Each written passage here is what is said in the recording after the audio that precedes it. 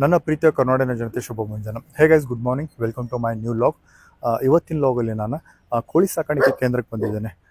ಶ್ರೀಧರ್ ಹೊಸ್ಮನಿ ಅಂತ ಅವರ ರೈತರಿದ್ದರು. ಅವರು ಮೂಲತಃ ಅವರು ಧಾರವಾಡದವರ. ಅವರು ಎಜುಕೇಷನನ್ನು ITI ಕಂಪ್ಲೀಟ್ ಮಾಡ್ಕೊಂಡಿದ್ದಾರೆ. ITI ಕಂಪ್ಲೀಟ್ ಮಾಡ್ಕೊಂಬಂದು ಅವರ ಕೋಳಿ ಸಾಕಾಣಿಕೆಯಲ್ಲಿ ಆಸಕ್ತಿ ಇರೋದ್ರಿಂದ ಅವರು ಕೋಳಿ ಸಾಕಾಣಿಕೆಯನ್ನು ಸೆಲೆಕ್ಟ್ ಮಾಡ್ಕೊಂಡಿದ್ದಾರೆ. ಪ್ರತಿ ವರ್ಷ ಅವರು 25 ಲಕ್ಷದವರೆಗೂ ಟರ್ನ್ ಓವರ್ ಇದೆ. ತುಂಬ ಚೆನ್ನಾಗಿ ಸಕ್ಸಸ್ಫುಲ್ಲಾಗಿ ರನ್ ಮಾಡ್ತಾ ಇದ್ದಾರೆ ಫಾರ್ಮ್ನ. ಇವಾಗ ನಾನು ಶ್ರೀಧರ್ ಹೊಸ್ಮನಿ ಅವ್ರನ್ನ ನಾನು ನಿಮಗೆ ಪರಿಚಯ ಮಾಡಿಸ್ಕೊಡ್ತೀನಿ.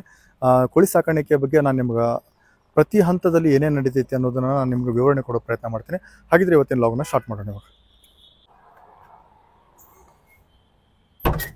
ಇವಾಗ ಶ್ರೀಧರ್ ಹೊಸ್ಮನಿ ಅವರು ಬಂದ್ರೆ ಸರ್ ನಾವು ಮಾತಾಡ್ಸೋಣ. ಸರ್ ನಮಸ್ತೆ. ನಮಸ್ತೆ ಸರ್. ಸರ್, ಮೊದಲನೇದಾಗಿ ಈ ಕಾರ್ಯಕ್ರಮವನ್ನು ನಡೆಸುವುದಕ್ಕೆ ಅವಕಾಶ ಮಾಡಿಕೊಟ್ಟಿದ್ದಕ್ಕಾಗಿ ತಮಗೆ ಹೃದಯಪೂರ್ವಕ ಧನ್ಯವಾದಗಳು ಸರ್. ಮತ್ತು ಮಂಜುನಾಥ್, ನಿಮ್ಮೊಂದಿಗೆ ಕಾರ್ಯಕ್ರಮಕ್ಕೆ ಸ್ವಾಗತ. ತಮಗೂ ಕೂಡ ಧನ್ಯವಾದಗಳು ಸರ್. ನಮ್ಮ ಫಾರ್ಮ್ ಬಂದಿದ್ದಕ್ಕೆ ಸ್ವಾಗತ ಸರ್. ಇವಾಗ ನಮ್ಮ ಶ್ರೀಧರ್ ಹೊಸ್ಮನಿ ಅವರು ಸಿಕ್ಕರೆ ಅವ್ರನ್ನ ಪರಿಚಯ ಮಾಡಿಸ್ಕೊಟ್ಟ ಇದೆ. ಇವಾಗ ಅವ್ರ ಫಾರ್ಮ್ ಕರ್ಕೊಂಡು ಹೋಗ್ತಿದ್ದಾರೆ. ಇವಾಗ ಹೋಗೋಣ. ಇವಾಗ 7 ಡೇಸ್ ಮರಿಗಳನ್ನ ಇದೆ, ಅದನ್ನ ಬ್ರೂಡಿಂಗ್ ಮಾಡ್ತಿದ್ದಾರೆ. ಯಾವ ಥರ ಮಾಡ್ತಾರೆ ಅನ್ನೋದು ನಮಗೆ ಅವ್ರು ಮಾಹಿತಿ ಕೊಡ್ತಾರೆ. ಇವಾಗ ಹೋಗೋಣ. ಇವಾಗ ಸರ್ ಆಗಿದ್ದು ಹೊರಡೋಣ. Okay sir. Yes sir. Friends, ಇದೇ ನೋಡ್ತಿದ್ರಿ, ಹಾಂ. ಇದು ಕೋಳಿ ಮರಿಗಳನ್ನು ಇಲ್ಲೇ ಸಾಕೊಂಡಿದ್ದಾರೆ ಅವರು.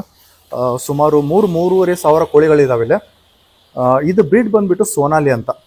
ಇಲ್ಲೇ ನೀವು ನೋಡ್ತಾ ಇದ್ದೀರಿ, ಇದು 7 ಡೇಸ್ ಮರಿ ಇದೆ, ಸೋನಾಲಿ ಬ್ರೀಡ್ ಅಂತ. ಇದ್ರ ಬಗ್ಗೆ ಶ್ರೀಧರ್ ಅವರು ನಮಗೆ ತುಂಬ ಉತ್ತಮವಾದ ರೀತಿಯಲ್ಲಿ ಮಾಹಿತಿಗಳನ್ನ ಕೊಡ್ತಾರೆ.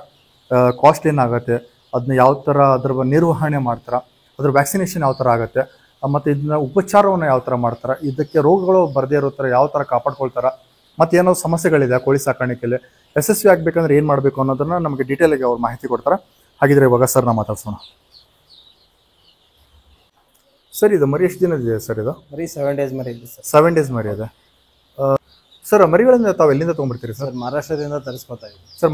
ಮಹಾರಾಷ್ಟ್ರದಿಂದ ತಗೊಂಡ್ಬರ್ತೀರಾ ಸರ್? ಮಹಾರಾಷ್ಟ್ರದಲ್ಲಿ ತೊಗೊಂಬರ್ಬೇಕಾದ್ರೆ ಎಷ್ಟು ದಿನದ ಮರಿ ಇರುತ್ತೆ ಸರ್ ಇದು? ಸರ್, ನಾ ಡೇ ಓಲ್ಡ್ ಮರಿ ತೊಗೊಂಡ್ಬರ್ತೀನಿ. 1 ಡೇ ಮರಿನ ತೊಗೊಂಡ್ಬರ್ತೀರಿ? ಮರಿ ತೊಗೊಂಡ್ಬರ್ತೀನಿ ಸರ್. ಇವಾಗ ತೊಗೊಂಬಂದು 1 ವೀಕ್ ಆಯ್ತು ಅಂತ ಹೇಳ್ತಾ ಇದ್ದೀರಾ? 7 ಡೇಸ್ ಮರಿ ಆಗಿದೆ.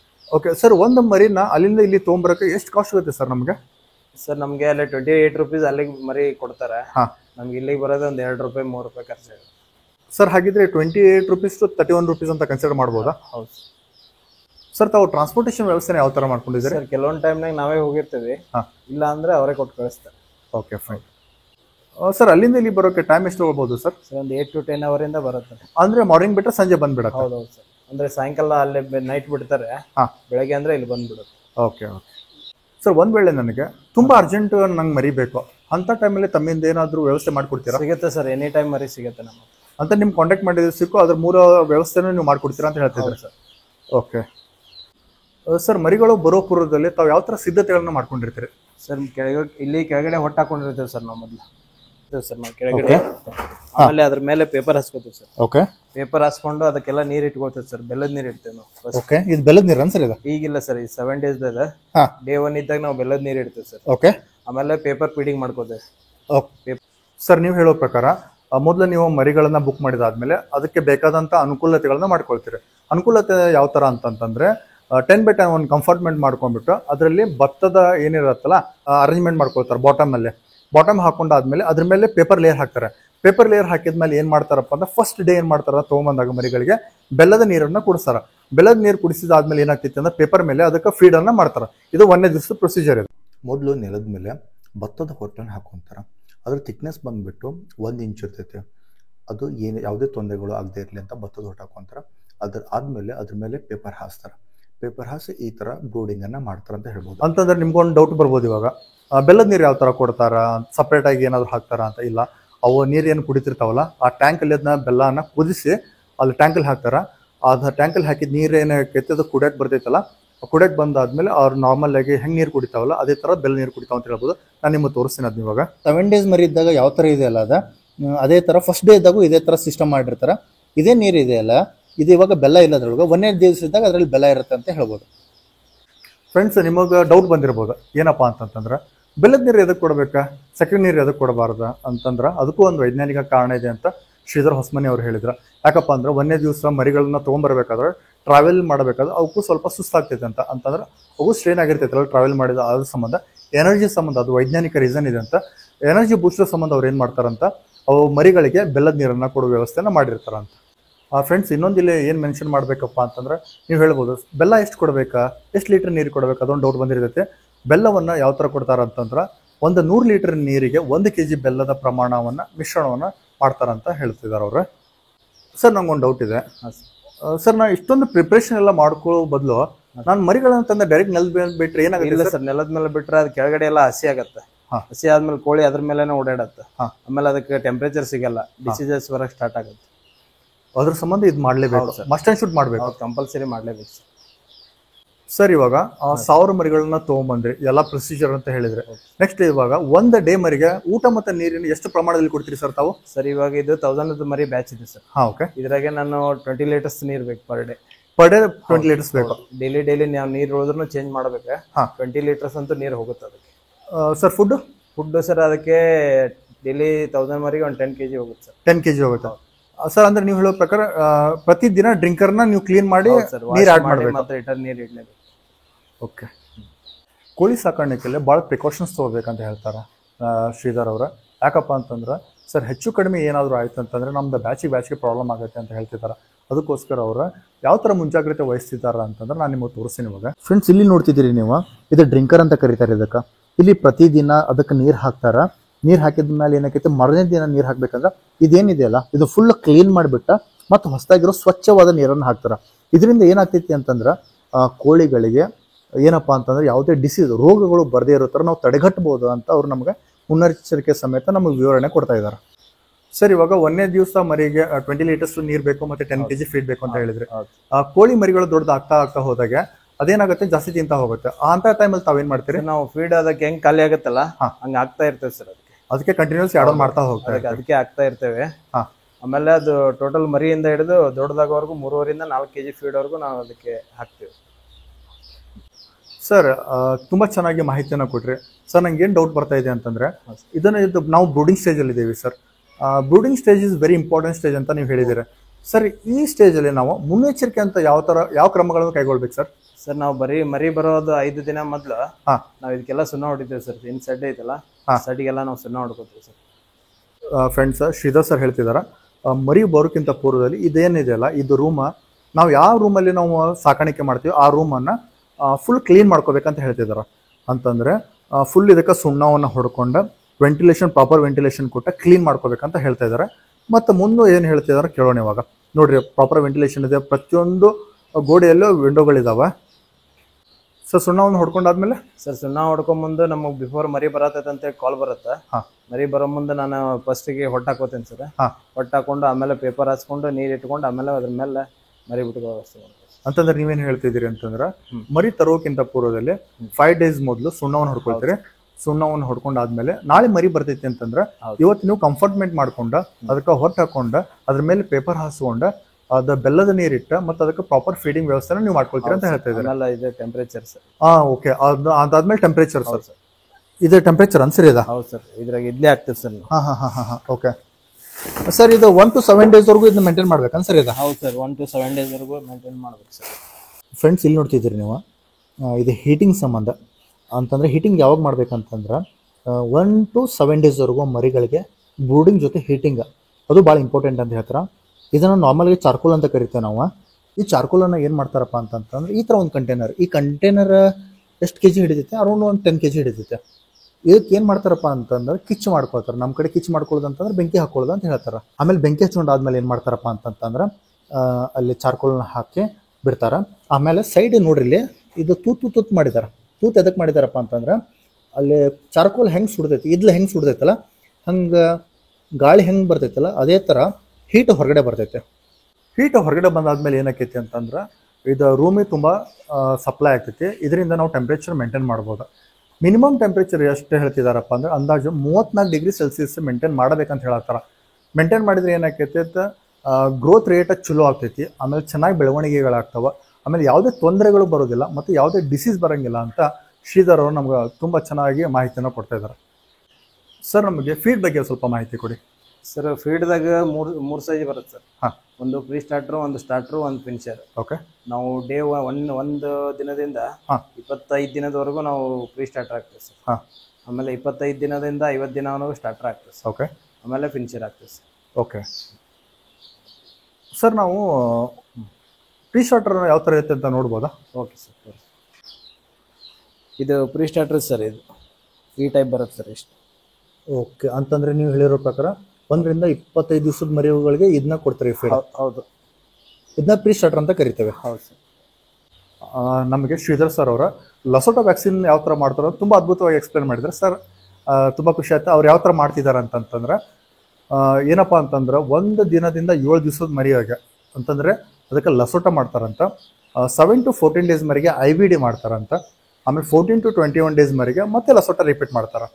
ಲಸೋಟ ವ್ಯಾಕ್ಸಿನ್ ಯಾವ ಥರ ಮಾಡ್ತಾರೆ ಅಂತಂತಂದ್ರೆ 2 ಲೀಟ್ರ್ ಹಾಲು ಮತ್ತು ಅದರಲ್ಲಿ ನೀರು 3 ಲೀಟ್ರ್ ನೀರು, ಟೋಟಲ್ 5 ಲೀಟ್ರ್ ಹಾಲು ಯಾವುದಾದ್ರೂ ಆಗಿರ್ಬೋದು ಅಂತ ಮಿಕ್ಸ್ ಮಾಡ್ತಾರೆ. ಅದರಲ್ಲಿ 1000 ಡೋಸ್ದ ಒಂದು ವ್ಯಾಕ್ಸಿನ್ ಬರುತ್ತೆ. ಲಸೋಟ ವ್ಯಾಕ್ಸಿನ್ ಕೋಡ್ ಅಂತಂದ್ರೆ ಸಿಗ್ತೈತೆ ಅಂತ ಶಾಪಲ್ಲಿ. ಅದನ್ನ ತಂದು 5 ಲೀಟರ್ಸಲ್ಲಿ ಮಿಕ್ಸ್ ಮಾಡ್ತಾರಂತ. ಮಿಕ್ಸ್ ಮಾಡಿದ ಆದಮೇಲೆ ಏನು ಮಾಡ್ತಾರಂತಂದ್ರೆ ಅದನ್ನ ಡ್ರಿಂಕರ್ಸಿಗೆ ಅದನ್ನ ಆ್ಯಡ್ ಮಾಡ್ತಾರೆ.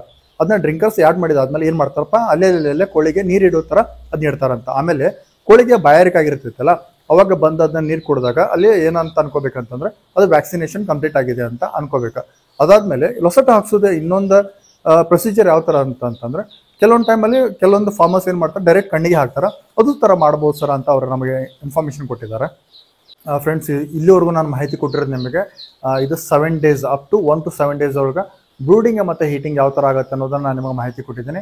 ಇವಾಗ ನಾವೇನು ಮಾಡ್ತೀವಪ್ಪ ಅಂತಂತಂದ್ರೆ ಕೋಳಿಗಳು ಡೇ ಬೈ ಡೇ ದೊಡ್ಡ ಆಗ್ತಾವೆ. ದೊಡ್ಡ ಆದಮೇಲೆ ಏನು ಮಾಡ್ತಾರೆ, ಸಪ್ರೇಷನ್ ಮಾಡ್ತಾರೆ. ಸಪ್ರೇಷನ್ ಯಾವ ಥರ ಮಾಡ್ತಾರೆ, ಎಷ್ಟು ಸ್ಪೇಸ್ ಬೇಕಾಗ್ತೈತಿ, ಅದಾದಮೇಲೆ ಎಷ್ಟು ಸ್ಪೇಸಲ್ಲಿ ಎಷ್ಟು ಕೋಳಿಗಳನ್ನು ಸಾಕ್ಬೋದು, ಅದಾದಮೇಲೆ ದೊಡ್ಡ ಆದಮೇಲೆ ಕೋಳಿನ ಯಾವ ಥರ ಮಾರಾಟ ಮಾಡ್ತಾರೆ ಅಂತಂದು 2ನೇ ಭಾಗದಲ್ಲಿ ತಿಳ್ಕೊಳ್ಳೋಣ. ಇವಾಗ ಹೊಡೋಣ ಇವಾಗ ಇಲ್ಲಿಂದ.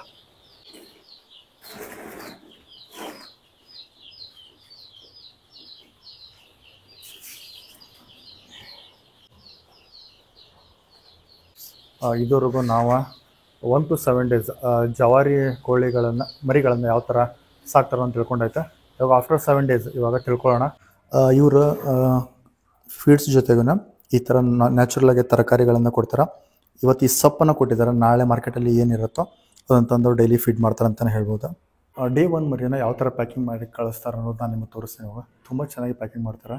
ಬಾಕ್ಸ್ ಮಾತ್ರ ಅಲ್ಟಿಮೇಟ್ ಅಂತ ಹೇಳ್ಬೋದು. ಇದನ್ನು ನೋಡ್ತಿದ್ದೀರಿ ನೀವು, ಇದು ಬಾಕ್ಸಲ್ಲಿ ಡೇ 1 ಮರಿಗಳನ್ನ ಪ್ಯಾಕಿಂಗ್ ಮಾಡಿ ಕಳಿಸ್ತಾರೆ.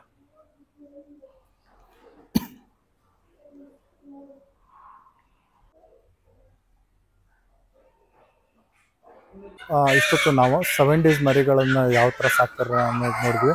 ಇವಾಗ 7 ಡೇಸ್ ಆದಮೇಲೆ ಮರಿಗಳನ್ನು ಯಾವ ಥರ ಸಾಕ್ತಾರೆ ಅನ್ನೋದು ನಾನು ನಿಮ್ಗೆ ತೋರಿಸ್ತೀನಿ. ಹಾಗೆ ಹೊಡೋಣ ಇವಾಗ.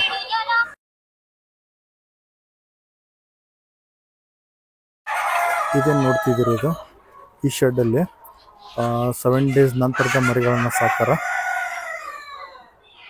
ನಾವು ಇವಾಗ ಶೆಡ್ ಒಳಗಡೆ ಹೋಗೋಣ.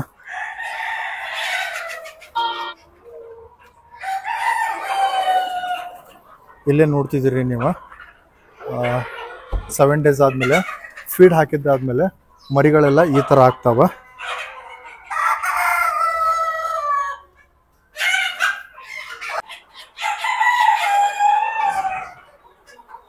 ಇಲ್ಲಿ ಏನು ಮರಿಗಳನ್ನ ನೀವು ನೋಡ್ತಿದ್ದೀರಿ, ಇವ 60 ದಿವಸದ ಮರಿಗಳಿವ. 7 ಡೇಸ್ ಆದಮೇಲೆ ಆಮೇಲೆ ಇಲ್ಲಿ ಬಂದು ಬಿಡ್ತಾರೆ ಅವನ ಮರಿಗಳೆಲ್ಲ. ಇಲ್ಲಿ ಯಾವ ಥರ ಡ್ರಿಂಕರ್ ಫೀಡ್ರ ನೀವು ನೋಡ್ತಿದ್ರಿ. ಇಲ್ಲಿ ಡ್ರಿಂಕರ್ ನೀರಿನ ವ್ಯವಸ್ಥೆಯನ್ನು ಮಾಡಿದ್ದಾರೆ. ಅದಾದಮೇಲೆ ಇಲ್ಲಿ ಫೀಡರ್ನು ಇಟ್ಟಿದ್ದಾರೆ. ಇಲ್ಲಿ ನೋಡ್ತಿದ್ದೀರಿ ನೀವು, ಇಲ್ಲಿ ಫೀಡೂ ಇದೆ. ಇಲ್ಲಿ ಫೀಡ್ ಹಾಕ್ತಾರೆ. ಅದಾದಮೇಲೆ 7 ಡೇಸ್ ಆದಮೇಲೆ ಈ ಥರ ಬಿಡ್ತಾರೆ. ಇವಾಗ ಇಲ್ಲೇ ನೋಡ್ತಿದ್ದೀರಿ ನೀವು, ಇವಾಗ 60 ದಿವಸದ ಮರಿಗಳು ಇವೆಲ್ಲ ಇವ. ಸರ್, ಇವಾಗ 7 ಡೇಸ್ ಆದಮೇಲೆ ನೆಕ್ಸ್ಟ್ ಸ್ಟೆಪ್ ಏನಿರುತ್ತೆ ಸರ್? 7 ಡೇಸ್ ಇಂದ ಅಲ್ಲಿಂದ ಮರಿ ನಾವು ಇಲ್ಲೇ ಶಿಫ್ಟ್ ಮಾಡ್ಕೋತೀವಿ ಸರ್. ಓಕೆ, ಇಲ್ಲೇ ಶಿಫ್ಟ್ ಮಾಡ್ಕೊಂಡು ಇಲ್ಲಿ ಆಟೋಮೆಟಿಕ್ ವಾಟರ್ ಕಲೆಕ್ಷನ್ ಐತೆ ನಮ್ದು. Okay okay, automatic water collection ಇಲ್ಲಿ ಫೀಡಿನ ದೊಡ್ಡ ಸೈಜ್ ಮಾಡ್ಕೋತೀವಿ ಸರ್. ಹಾಂ ಹಾಂ, ಫೀಡ್ ಹಾಕೋ ಸಣ್ಣದಿರುತ್ತೆ, ಇಲ್ಲಿ ಫೀಡ್ ದೊಡ್ಡ ಮಾಡ್ಕೋತೀವಿ. ಹಾಂ, ಆಮೇಲೆ ಇಲ್ಲೇ ವಾಟರ್ ಆಟೋಮೆಟಿಕ್ ಕರೆಕ್ಷನ್ ಐತೆ ಸರ್. ಓಕೆ, ಇದರ ನೀರ್ ಅದು ಎಷ್ಟು ಕುಡಿತದಲ್ಲ ಹಾಂ ಅಷ್ಟು ರಿಟರ್ನ್ ಬೀಳುತ್ತೆ ಸರ್. ನಿಮಗೆ ತೋರಿಸ್ತೇನೆ ನಾನು. ಓಕೆ, ಇದು ವಾಟರ್ ಸರ್. ಇದು ಹಾಂ, ಈಗ ಬೈ ಚಾನ್ಸ್ ಈ ಕೋಳಿ ಇದು ಕೋಳಿ ಕುಡಿತಂದ್ರೆ ಹಾಂ, ಇದು ಆಟೋಮೆಟಿಕ್ ಮತ್ತೆ ನೀರ್ ಫಿಲ್ ಆಗುತ್ತೆ ಅದಕ್ಕೆ. ಓಕೆ, ಇದು ಡೈರೆಕ್ಟ್ ಸೆಂಟೆನ್ಸಿಗೆ ಕನೆಕ್ಟ್ ಇರ್ತದೆ ಸರ್. ಡೈರೆಕ್ಟ್ ಸೆಂಟೆಕ್ಸ್ ಇಂದ ಕನೆಕ್ಟ್ ಇದು ತುಂಬಿದಾದ್ಮೇಲೆ ಆಟೋಮೆಟಿಕ್ ತಾನೇ ಸ್ಟಾಪ್ ಆಗುತ್ತೆ ಸರ್. ಆಮೇಲೆ ತಾನೇ ಸ್ಟಾಪ್ ಆಗುತ್ತೆ. ಓಕೆ,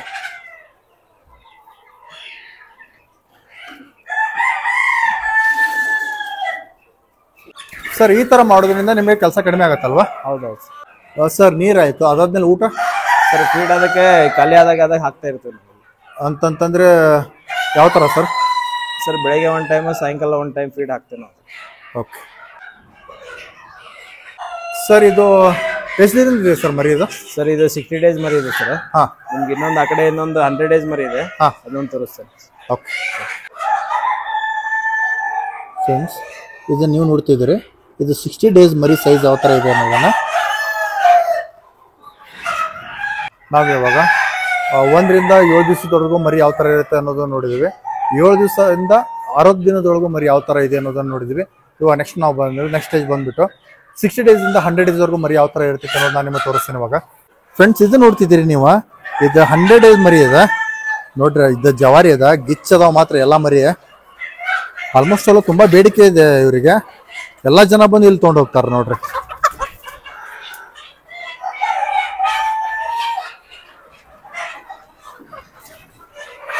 ಸರ್, ನಾವು ಮೊದಲೇ ಡಿಸ್ಕಷನ್ ಮಾಡಿರೋ ಪ್ರಕಾರ 1 to 7 ಡೇಸ್ ಅಲ್ಲಿ ಲಸೋಟ ಕೊಡ್ತೀವಿ.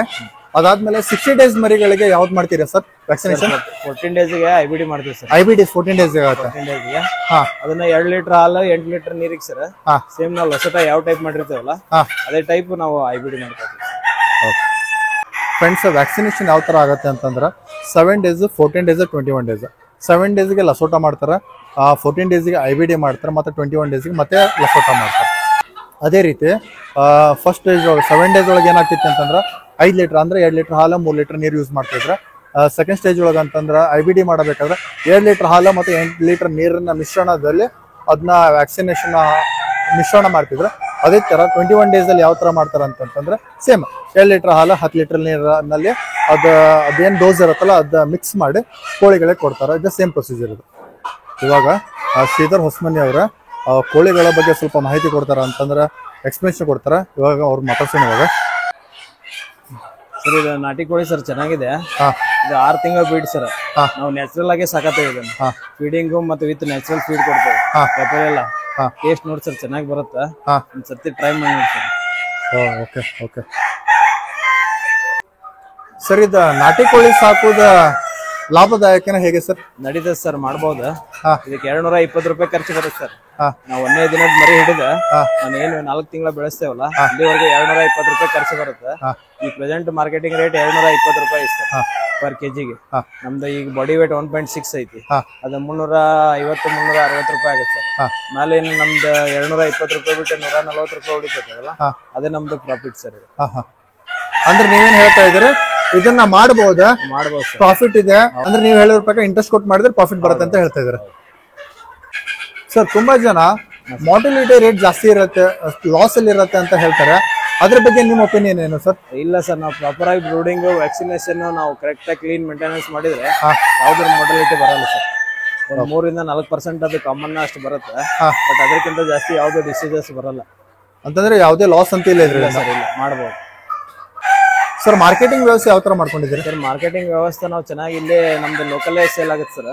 ಬಿಟ್ರೆ ಇದು ಕೋಳಿ ಎಲ್ಲ ಚೆನ್ನಾಗಿ ಬಂದ್ರೆ ನಮ್ದು ಈ ಕಡೆ ಸುತ್ತಮುತ್ತ ಇರೋರೆಲ್ಲ ತಗೊಂಡು ಅಂದ್ರೆ ಮಾರ್ಕೆಟಿಂಗ್ ಸಮಸ್ಯೆ ಯಾವ್ದು ಆಗಿಲ್ಲ ಸರ್. ಯಾವ್ದು ತುಂಬಾ ಸಕ್ಸಸ್ಫುಲ್ ಆಗಿ ರನ್ ಆಗ್ತದೆ ಸರ್. ನಿಮ್ ಪ್ರೆಸೆಂಟ್ ಅಲ್ಲಿ ನಿಮ್ದು ಪ್ಲಾಂಟ್ ಟರ್ನ್ ಓವರ್ ಏನಿದೆ ಸರ್? ಸರ್, ಒಂದು 15-20 ಲಕ್ಷ ರೂಪಾಯಿ ಹಾಕ್ತೀನಿ ಸರ್ ನಾನು. ಹೌದಾ? ಇಯರ್ಲಿ. ಫ್ರೆಂಡ್ಸ್, ಇವತ್ತಿನ ಲಾಗಲ್ಲಿ ನಾನು ಶ್ರೀಧರ್ ಹೊಸಮನಿ ಅವರಿಗೆ ನಾನು ಭೇಟಿಯಾದೆ.